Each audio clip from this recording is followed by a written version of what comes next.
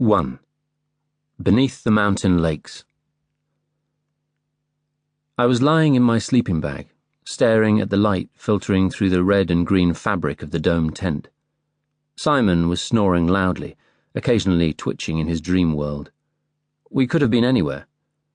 There is a peculiar anonymity about being in tents. Once the zip is closed and the outside world barred from sight, all sense of location disappears. Scotland, the French Alps, the Karakoram, it was always the same. The sounds of rustling, of fabric flapping in the wind, or of rainfall, the feel of hard lumps under the ground sheet, the smell of rancid socks and sweat. These are universals, as comforting as the warmth of the down sleeping bag. Outside, in a lightening sky, the peaks would be catching the first of the morning sun, with perhaps even a condor cresting the thermals above the tent. That wasn't too fanciful either, since I had seen one circling the camp the previous afternoon.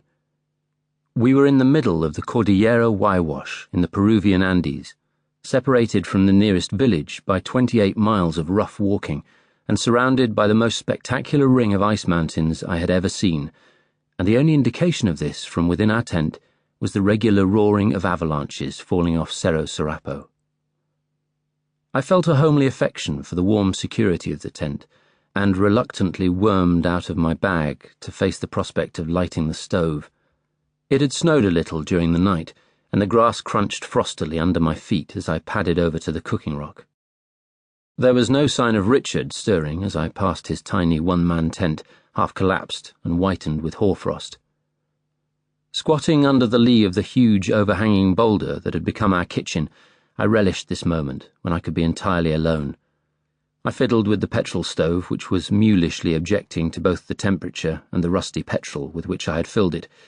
I resorted to brutal coercion when coaxing failed, and sat it atop a propane gas stove going full blast. It burst into vigorous life, spluttering out 2-foot-high flames in petulant revolt against the dirty petrol. As the pan of water slowly heated, I looked around at the wide, dry and rock-strewn riverbed, the erratic boulder under which I crouched marking the site at a distance in all but the very worst weather.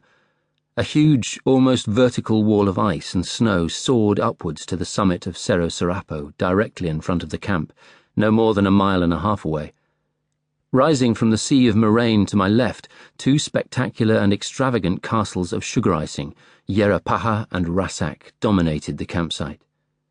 The majestic 21,000-foot Sula Grande lay behind Serapo and was not visible. It had been climbed for the first time in 1936 by 2 bold Germans via the North Ridge. There had been few ascents since then, and the true prize, the daunting 4,500-foot west face, had so far defeated all attempts. I turned off the stove and gingerly slopped the water into 3 large mugs. The sun hadn't cleared the ridge of mountains opposite, and it was still chilly in the shadows. "There's a brew ready, if you're still alive in there," I announced cheerfully. I gave Richard's tent a good kicking to knock off the frost, and he crawled out looking cramped and cold. Without a word, he headed straight for the riverbed, clutching a roll of toilet paper. "Are you still bad?" I asked when he returned. "Well, I'm not the full ticket, but I reckon I'm over the worst. It was bloody freezing last night." I wondered if it was the altitude rather than the kidney bean stew that was getting to him.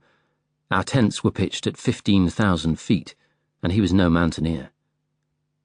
Simon and I had found Richard resting in a sleazy hotel in Lima, halfway through his 6-month exploration of South America. His wire-rimmed glasses, neat, practical clothing, and bird-like mannerisms hid a dry humour and a wild repertoire of beachcombing reminiscences. He had lived off grubs and berries with pygmies while dugout canoeing through the rainforests of Zaire, and had watched a shoplifter being kicked to death in a Nairobi market. His travelling companion was shot dead by trigger-happy soldiers in Uganda for no more than a dubious exchange of cassette tapes. He travelled the world between bouts of hard work to raise funds. Usually he journeyed alone to see where chance encounters in alien countries would take him. There were distinct advantages, we thought, to having an entertaining watchman in camp to keep an eye on the gear while Simon and I were out climbing.